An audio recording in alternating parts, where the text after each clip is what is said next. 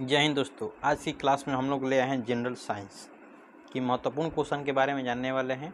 आज की जो चैप्टर लाए हैं साउंड, कौन सा चैप्टर है? साउंड से हम लोग जानने वाले हैं। साउंड से मतलब ध्वनि से हम लोग महत्वपूर्ण क्वेश्चन के बारे में जानेंगे, जो दे सकते हैं, जो अनेक प्रकार की, जैसे में हो गया हम लोग की साउंड आज की चल रहा है, यांत्रिक चला हुआ है, हीट चला हुआ है, लाइट चला हुआ है, ऑप्टिक्स से कई ऑब्जेक्टिव क्वेश्चन के बारे में हम लोग जान चुके हैं और आज की जनरल साइंस में जानेंगे। चलो चलते हैं कि जो हम लोग का पहला नंबर क्वेश्चन दे चुका है, बोल रहा है कि ध्वनि तरंग की आवृत्ति होती है, बताइए तो कि जो ध्वनि तरंग की जो आवृत्ति होता है क्या होता है। देखिए एसएससी सीजीएल 2002 का क्वेश्चन ये पूछा हुआ है, जो कई बार ऐसे क्वेश्चन के बारे में हम लोग महत्वपूर्ण क्वेश्चन जानते हैं जो कई बार एग्जामों में पूछे गए हैं ना। चलिए चलते हैं कि जो बोल रहा है कि अभी आया है हम लोग के पास कि ध्वनि तरंग की प्रवृत्ति क्या होती है, बताइए तो। जो ध्वनि तरंग होता है अनुदैर्ध्य होता है, जो ध्वनि तरंग होता है अनुदैर्ध्य होता है, या जो ध्वनि तरंग होता है अनुदैर्ध्य होता है, या अपरगामी होता है, या विद्युत चुंबकीय होता है, या अनुप्रस्थ होता है, बताइए तो। ध्वनि तरंग जो होता है क्या होता है,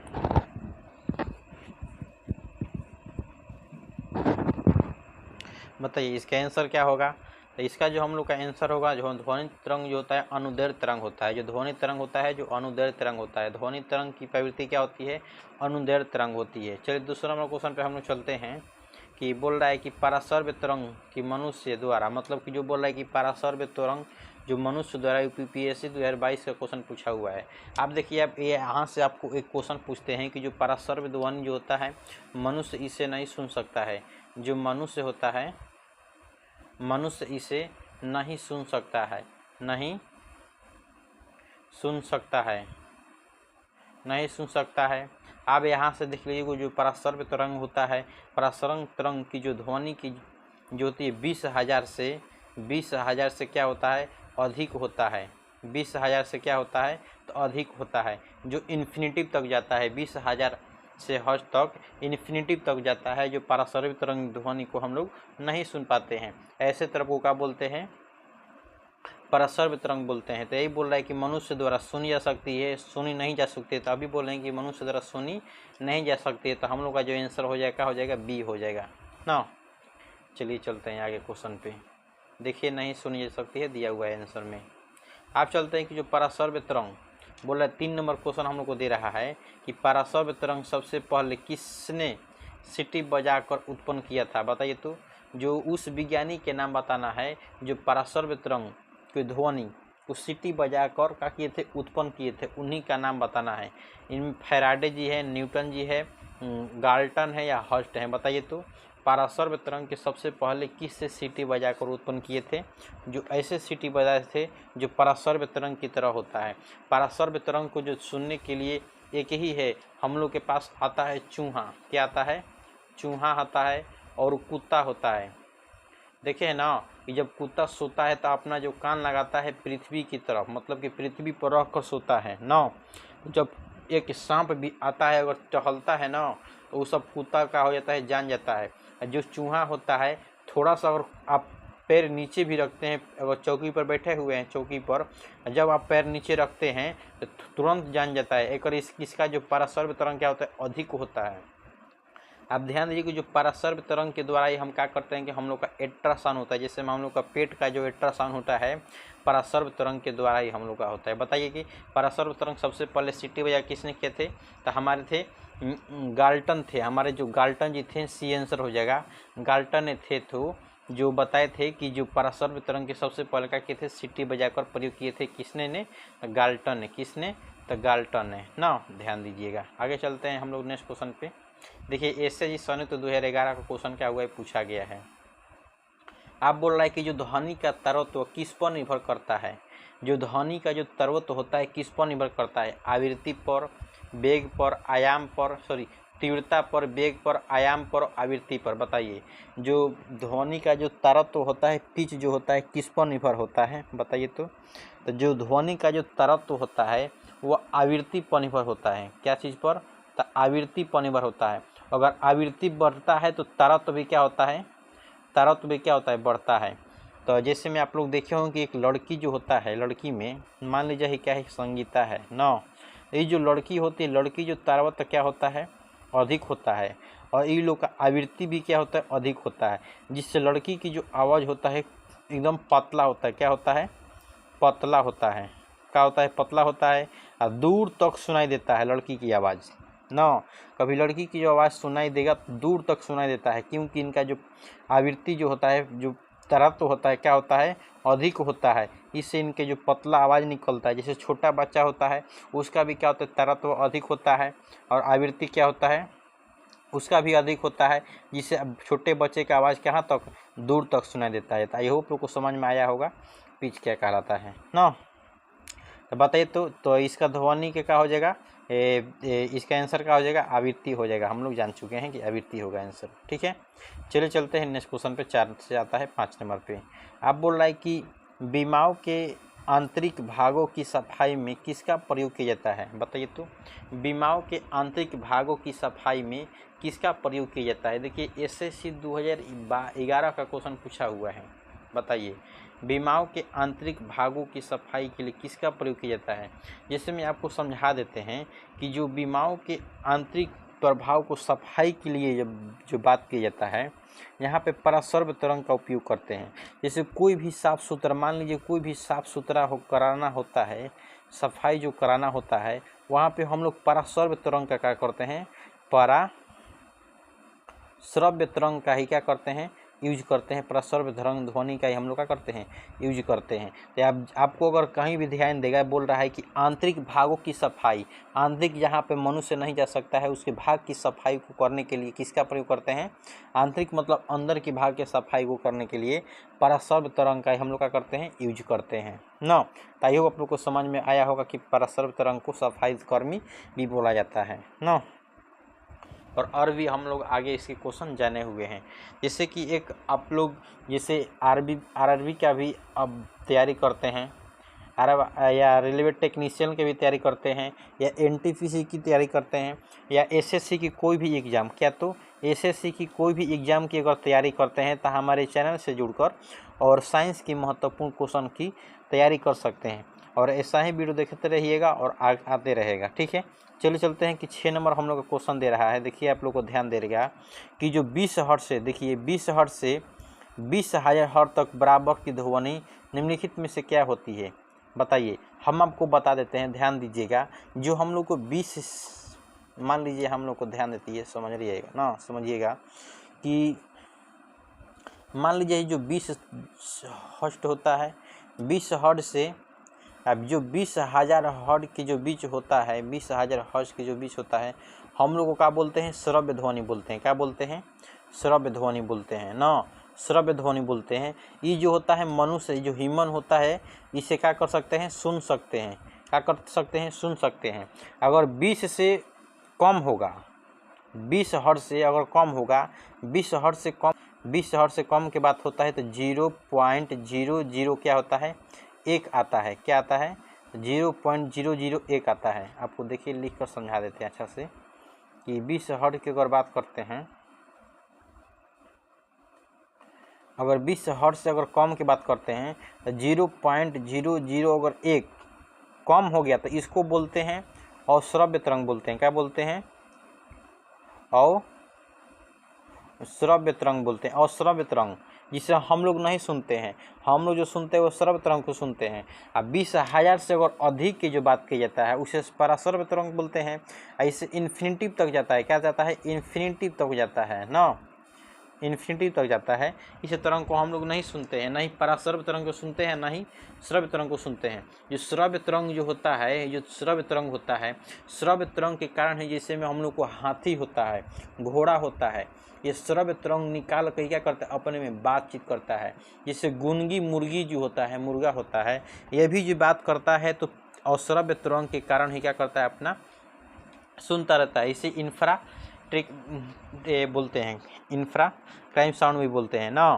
तो ध्यान दीजिएगा कि श्रव्य तरंग के कारण क्या होता है कि जैसे कोई भी जानवर हो गया अपना, जैसे भूकंप आता है तो पराश्रव्य तरंग अश्रव्य जो तरंग होता है एक्टिव होता है। जैसे में भूकंप आता है या रॉकेट का ईंधन, जब ये रॉकेट का फ्लाइट होता है जहाज उड़ते समय और ऊर्जा विस्फोटक होता है। जैसे कोई भी चीज़ का विस्फोटक होता है तो वहाँ पे क्या होता है, श्रव्य ध्वनि निकलता है।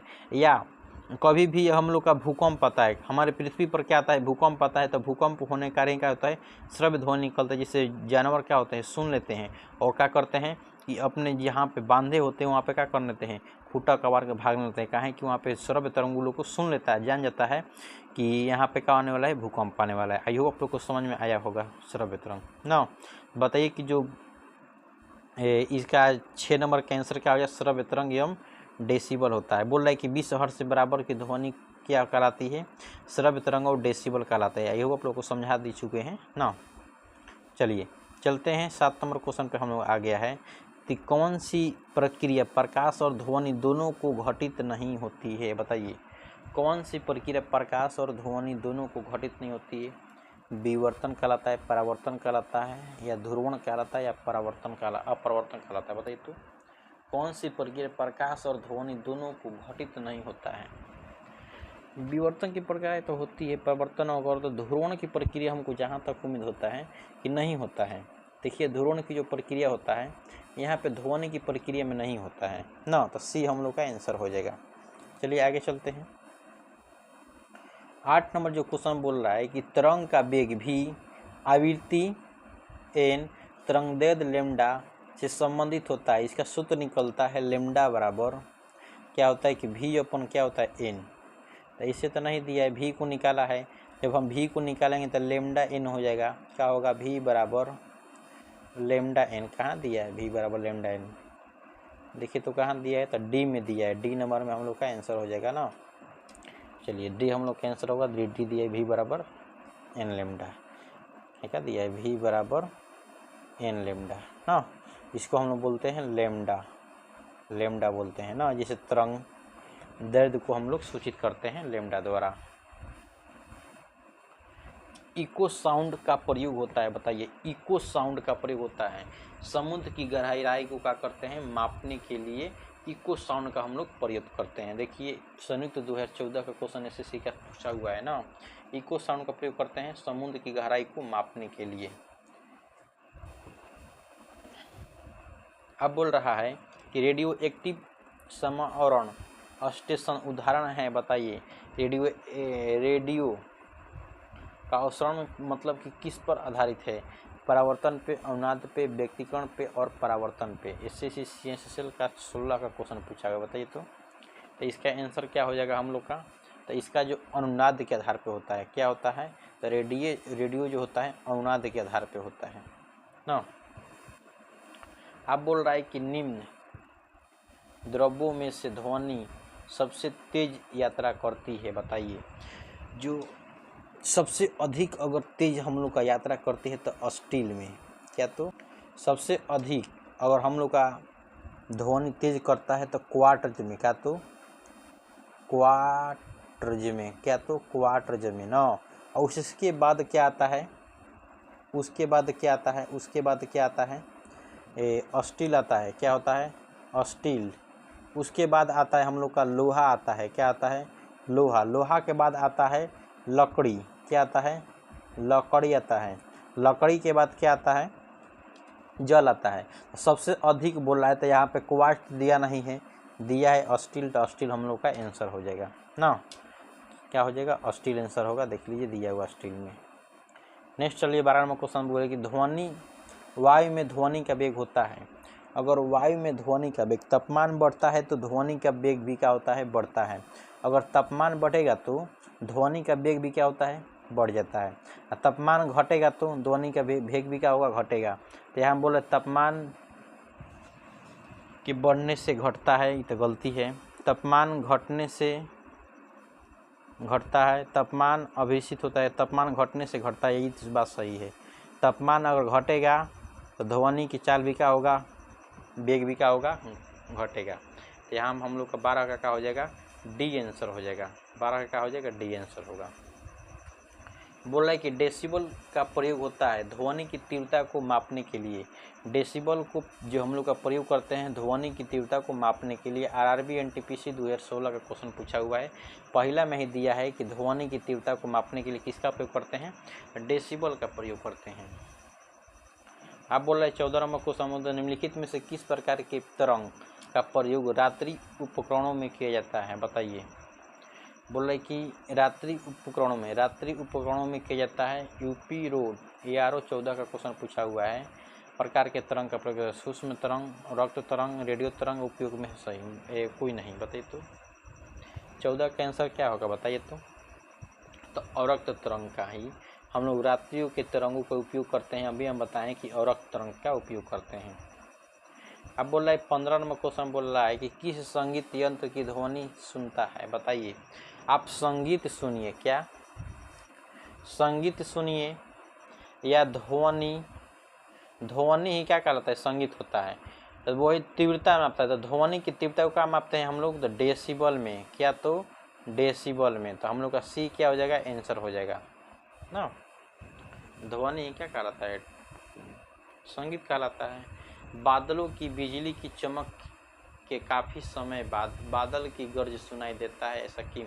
अब देखिए आपको यहाँ समझा देते हैं। जो लाइट होता है, लाइट मतलब कि जो प्रकाश होता है, देखिए सबसे पहले समझा देते हैं। जो हम लोग का जो प्रकाश होता है ना, प्रकाश होता है, प्रकाश की जो चाल होता है ध्वनि की चाल से क्या होता है, अधिक होता है। ध्वनि की चाल से क्या होता है, अधिक होता है। इसलिए जब बादल गरजता है तो चमक पहले आता है, ध्वनि क्या होता है, बाद में आता है। क्या होता है, बाद में आता है ना। यही बोल रहा है कि बादल की बिजली की चमक के काफ़ी समय बाद बादलों का गरज सुनाई देता है। कारण बताइए कि बादल ध्वनि तरंगों को रोक लेता है। गरज बादल में उत्पन्न होता है। प्रकाश निर्वात में चाल सकता है परंतु ध्वनि नहीं। प्रकाश की चाल ध्वनि की चाल से बहुत अधिक होता है। बात सही बोल रहा है।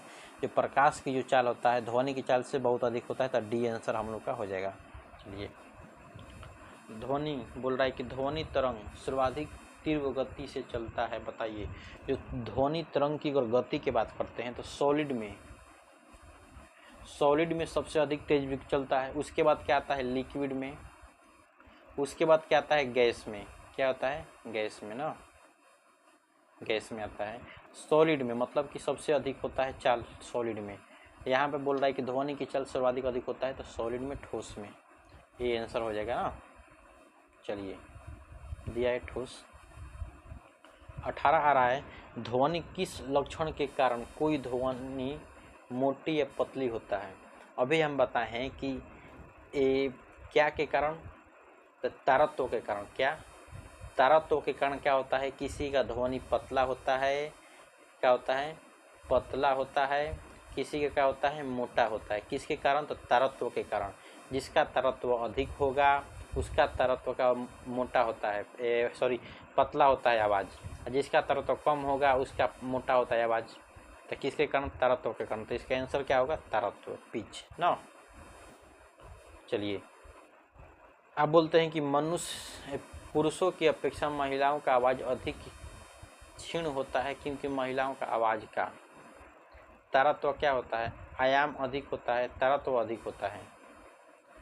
19 का क्या हो जाएगा हम लोग का, सी आंसर हो जाएगा। तारत्व क्या होता है, अधिक होता है, इसलिए महिला की आवाज़ क्या होता है, दूर तक सुनाई देता है, तारत्व अधिक होता है। चलिए, 20 में चलते हैं कि निम्नलिखित में से किसका सबसे अधिक ध्वनि प्रदूषण होता है। BPSC 18 का क्वेश्चन पूछा गया है। किसके द्वारा सबसे अधिक ध्वनि प्रदूषण होता है। मोटर गाड़ी से, रेलवे इंजन से, पंप म्यूकिंग से, हवाई जहाज की उड़ान से अधिक ध्वनि प्रदूषण होता है, बता दीजिए। तो आंसर क्या होगा, हवाई जहाज की जो उड़ान से अधिक प्रदूषण होता है, ध्वनि प्रदूषण। हवाई जहाज के उड़ान से, हवाई जहाज जब उड़ता है तो वहाँ पे अधिक ध्वनि कि प्रदूषण फैलता है ना। प्रतिध्वनि का कारण क्या है? ध्वनि का परावर्तन, ध्वनि का अपरावर्तन और शोषण चाल। प्रतिध्वनि के कारण SSC 10 का क्वेश्चन पूछा गया है 2010 का। तो SSC 10 का प्रतिध्वनि के कारण क्या है बताइए तो। प्रतिध्वनि के कारण क्या है? तो प्रकाश के परावर्तन के कारण क्या होता है? प्रतिध्वनि का कारण है। आप बोलिए रडार की, बोल रहे कि रडार की कार्य प्रणाली निम्न सिद्धांत पर आधारित है। RRB NTPC 16 का क्वेश्चन है। रडार की कार्य प्रणाली निम्न सिद्धांत पर आधारित होती है। रेडियो तरंग की अपवर्तन पे, रेडियो तरंग के परावर्तन पे, डॉप्लर के प्रभाव पर, रमण के प्रभाव पे। बताइए तो 22 के आंसर क्या बता सकते हैं? जो 22 का जो हम लोग का आंसर होगा रेडियो तरंग के परावर्तन पे। क्या होता है? रेडियो तरंग के परावर्तन पे होता है। ठीक है, चलिए चलते हैं कि 23 नंबर क्वेश्चन हम लोग के आ चुका है। ध्वनि का जो प्रभाव होता है मानव के कान में कितने समय तक रहता है? SSC 17 question. मान लो हम लोग का जो मानव का जो कान होता है, मानव के जो कान होता है, मानव के कान में जो हम लोग का ध्वनि जो रुकता है तो 1/10 सेकेंड तक रुकता है। अगर दिया होगा तो सही है, दिया है सी में देखिए तो हम लोग को दिया हुआ 1/10 दिया है। मानव के कान में 1/10 सेकेंड तक हम लोग का क्या होता है? इससे रुकता है ना। इसमें मान लेंगे 0.1 सेकेंड रुकता है क्या? कोई भी ध्वनि मतलब आवाज़। इसमें आपकी गर्लफ्रेंड बोली आई लव यू, तो कितने सेकेंड तक रहेगा? 0.1 सेकेंड तक रहेगा ना, ध्यान दीजिएगा। बोला कि स्टेथोस्कोप ध्वनि किस सिद्धांत पर कार्य करता है? स्टेथोस्कोप ध्वनि किस सिद्धांत पर कार्य करता है बताइए तो। प्रकाश के परिवर्तन, विवर्तन, ध्वनि ध्रुवकरण और परावर्तन पे बता दीजिए तो। 8 का क्वेश्चन पूछा हुआ SSC का। स्टेथोस्कोप, ध्यान दीजिएगा, स्टेथोस्कोप किसका प्रयोग करते हैं? क्या चीज़ का नापने के लिए बता दीजिए तो। हृदय की धड़कन को सुनने के लिए स्टेथोस्कोप का प्रयोग करते हैं, जिससे हम लोग का अल्लाह के नाम से क्या करते हैं जानते हैं। डॉक्टर लगाता है ना कान में अल्लाह तो गो, उससे बोलते हैं स्टेथोस्कोप। तो प्रकाश के परावर्तन के आधार पर होता है स्टेथोस्कोप ना। आप बोलिए 25 नंबर क्वेश्चन आया है हम लोग का। पास आते हुए रेलगाड़ी की सीटी आवृत्ति क्षीणता बढ़ती जाती है, इस घटना के कारण क्या होता है? डॉप्लर के प्रभाव, चार्ल्स के प्रभाव, आर्किमिडीज या बिग बैंग के सिद्धांत। अगर मान लीजिए हम यहाँ पे एक व्यक्ति खड़ा है, इसके पास क्या आ रहा है कि ट्रेन आ रहा है, तो ट्रेन की जो आवाज़ जो है वही बोल रहा है कि आवृत्ति क्षीणता बढ़ती जा रहा है। क्या हो रहा है? बढ़ रहा है। ये कौन सी घटना कहलाता है? डॉप्लर प्रभाव, चार्ल्स का नियम, आर्किमिडीज या बिग बैंग सिद्धांत। अगर आप काट के निकालेगा इसका आंसर तो कट जाएगा ना। तो यहाँ पे हम लोग आते हैं डॉप्लर के प्रभाव पे। क्या चीज़? डॉप्लर के प्रभाव पे आते हैं हमारा। ठीक है, तो आज हम लोग 25 महत्वपूर्ण क्वेश्चन साउंड से जाने, और ऐसा ही वीडियो देखना चाहते हैं तो जाइए फिजिक्स स्टार्ट क्लास के प्लेलिस्ट में, वहाँ से देख सकते हैं। साइंस की तैयारी कोई भी मतलब कि NTPC रेलवे का तैयारी कर रहे हैं, SSC की तैयारी कर रहे हैं, बिहार SSC की, GD की, MTC की तैयारी करते हैं, तो हमारे चैनल से जुड़कर और अच्छी तरह से साइंस की तैयारी कर सकते हैं। और ऐसा ही वीडियो देखने के लिए हमारे चैनल के साथ जुड़ सकते हैं, और अगला वीडियो कुछ ही समय में आने वाला है, हमारे साथ बने रहिएगा। ठीक है, जय हिंद।